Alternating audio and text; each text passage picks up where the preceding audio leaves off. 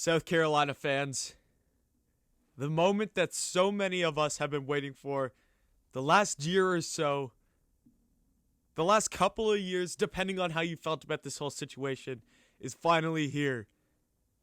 Let's break out the rally towels because it's finished.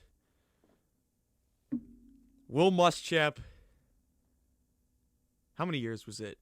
4-year head coach for the South Carolina Gamecocks, is no longer our head ball coach. Just take that in.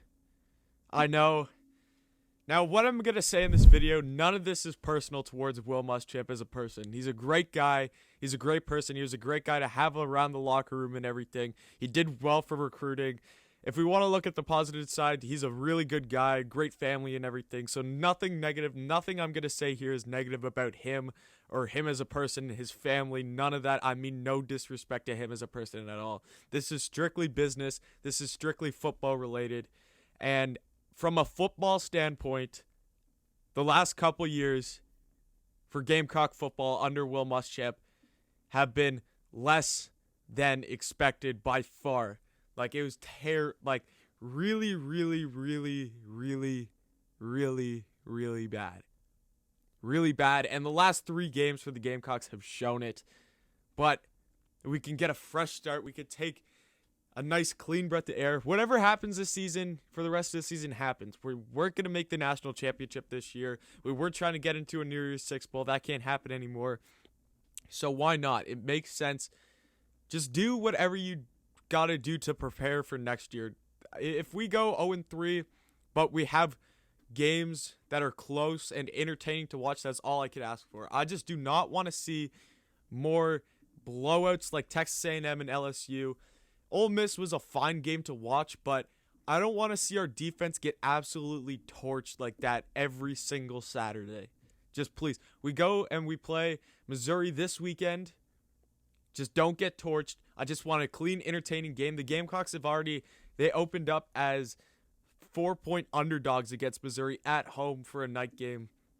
So, whoever comes in, I don't even know who our head coach is going to be, our intern head coach. I'm guessing it'll be Bobo, but until that gets confirmed, whoever comes in for the rest of the season, just do what you can and make the rest of the season not a complete waste of my time to watch.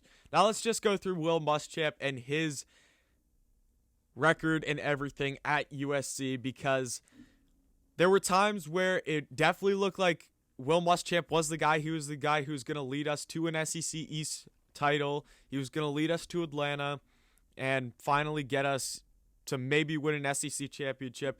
And then there were times where it definitely was the complete opposite like that, where we were starting to look like the doormat of the SEC East, and that is obviously not what you want. So obviously Will Muschamp, after Steve Spurrier left in 2015, Sean Elliott came in and was the intern head coach for the rest of the season. He put up a very close game against Clemson, Sean Elliott did, in 2015. That's the closest game we've had to Clemson since we beat them in 2013. So Sean Elliott came in. We didn't expect him to be our head coach next year. He was just filling in to be there, and so we have a guy for the rest of the season. We hired Will Muschamp for the 2016 season. The first game ever, we're in Vanderbilt, and we win, I remember, on a last minute field goal by Elliott Fry to win 13-10 against Vanderbilt. That's his first game ever. After that, for the rest of the season, I'm pretty sure we went 6-7. I got the whole stat line here. We went 6-7 with a loss in the Birmingham Bowl to South Florida. The big game from the season was definitely the Tennessee game, where we play them at home in a night game. I'm pretty sure they were ranked 18 or something in the country going into that game, and we were able to upset them. Excuse me for a second. That was a really good game. That was one of Muschamp's only, he had 3 total wins against ranked teams, and I think we lost 15 or 14 against ranked teams. I got the Panther game going on here. If I'm looking over there, that's why. Ronald Jones just scored a touchdown. We beat 3 ranked teams ever with Will Muschamp, and that was one of them. His first season ever against a ranked Tennessee team. They were ranked 18th. We won 24-21 in a very, very close game.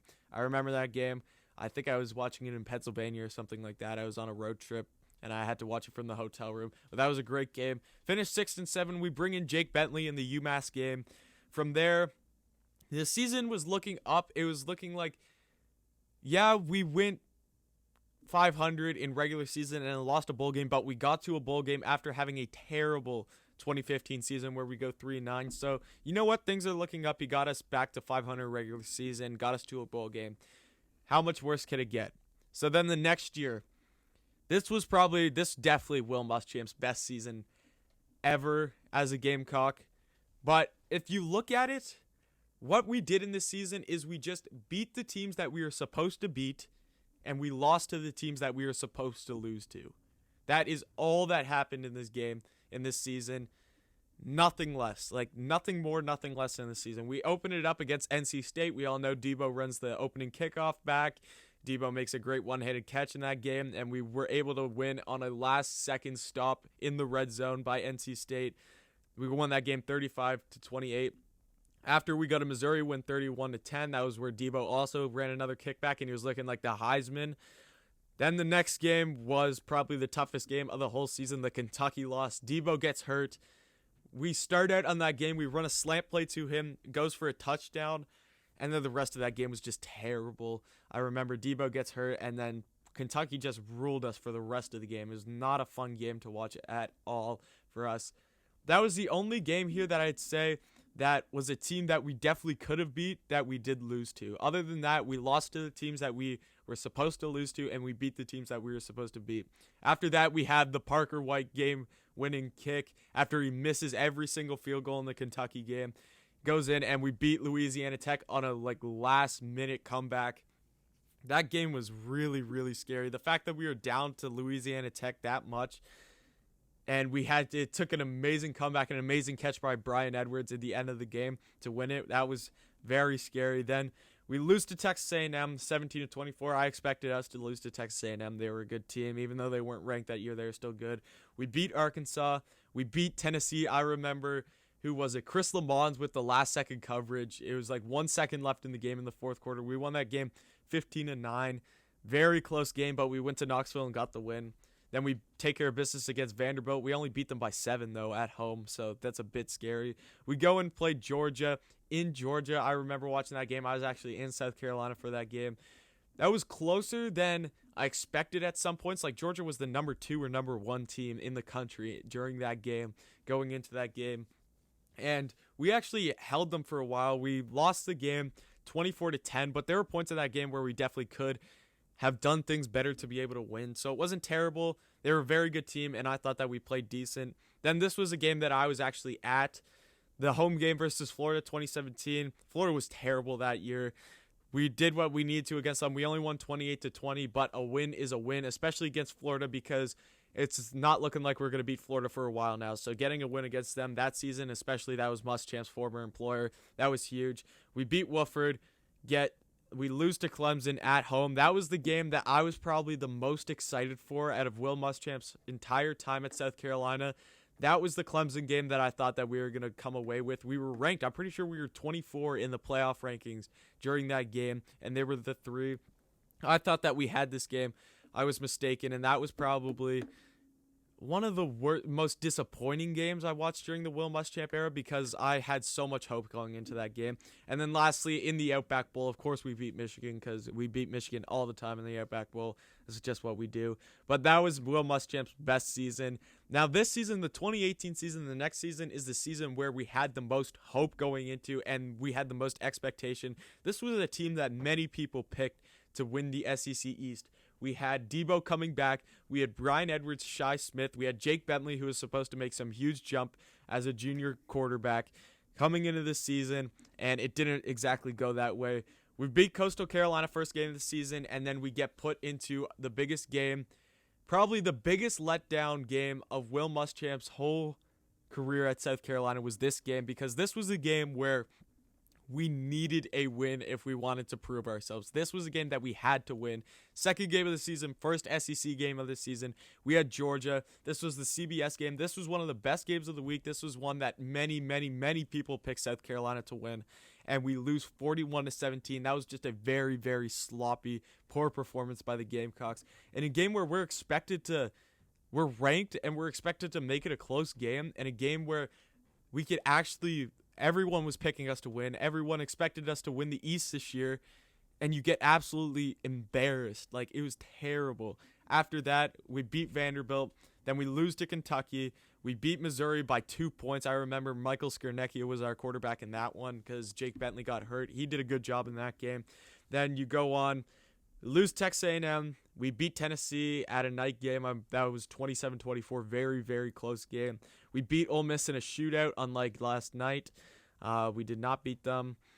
Florida, lose to Florida. We were up in that game. We had that game easily. We were smacking Florida, and then we just blew it in the fourth quarter. I think Florida scored 3 touchdowns in the fourth quarter and was able to win that one. Chattanooga, we win. Clemson, that was the closest game that Will Muschamp played against Clemson. His whole South Carolina career was that season. Debo had an amazing game. I think he caught for 3 touchdowns, and he was 300-plus yards, 200-plus yards, something like that. And Jake Bentley threw 500-plus against Clemson that year.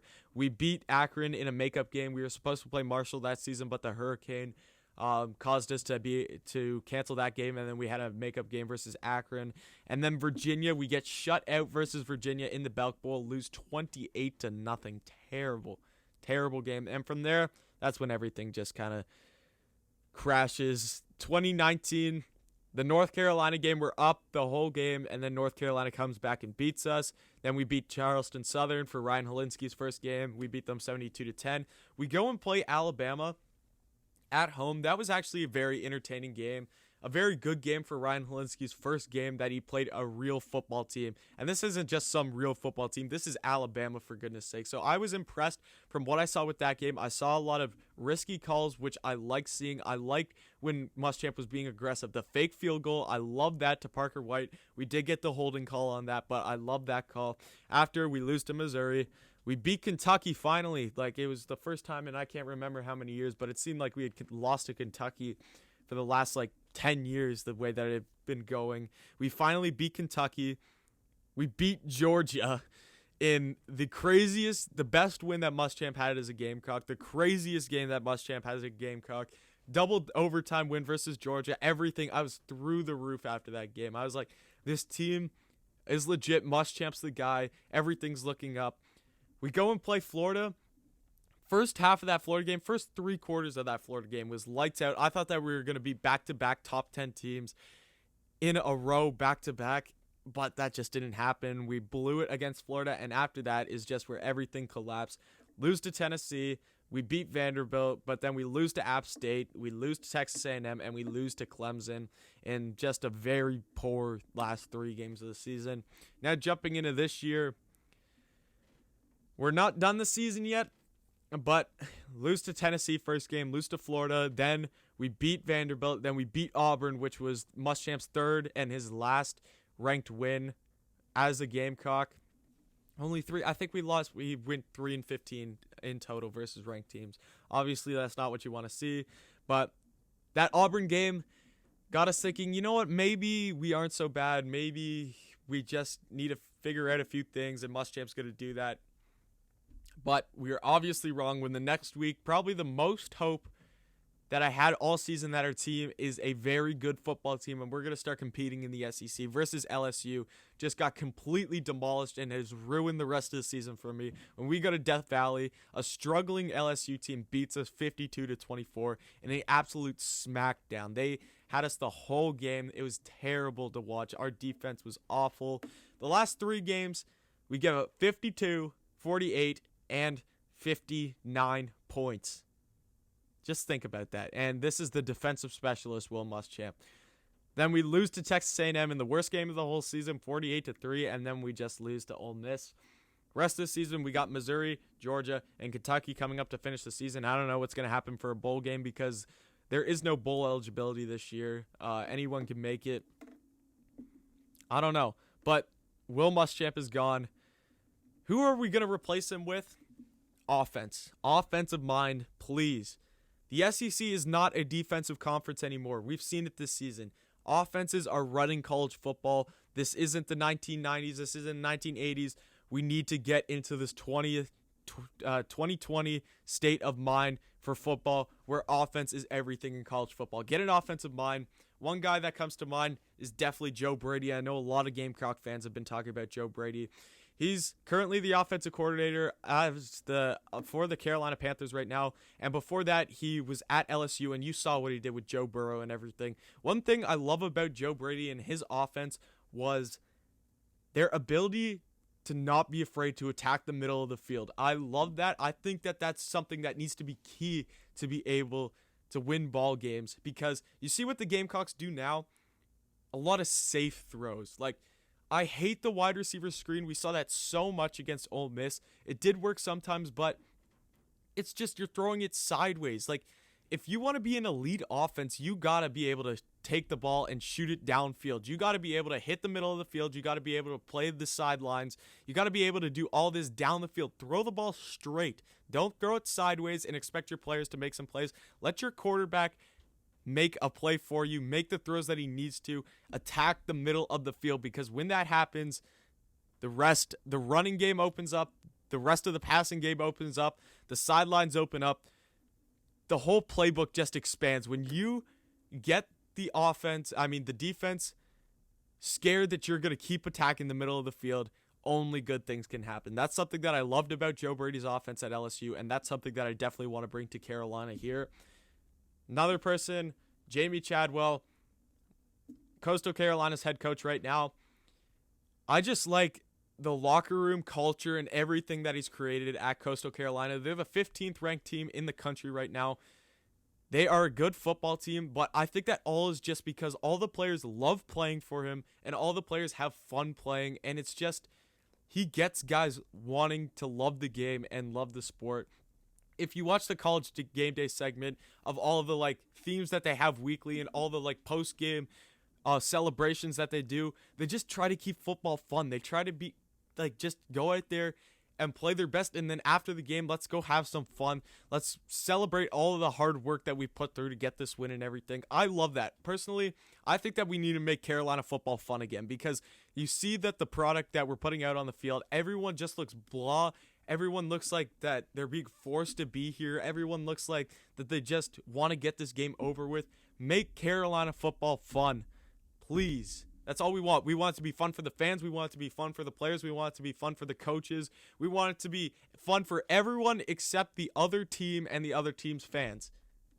Everything else, everyone else, I want to see have fun when they're watching Carolina football. And that's what I think needs to happen with this program. Get an offensive mind, change the locker room atmosphere, and I think Carolina is in a good position to be a good football team down the road. Thank you for watching this video, guys. I appreciate it. Definitely go hit that like button down below, hit the sub button, comment anything about Carolina football, and come back next time.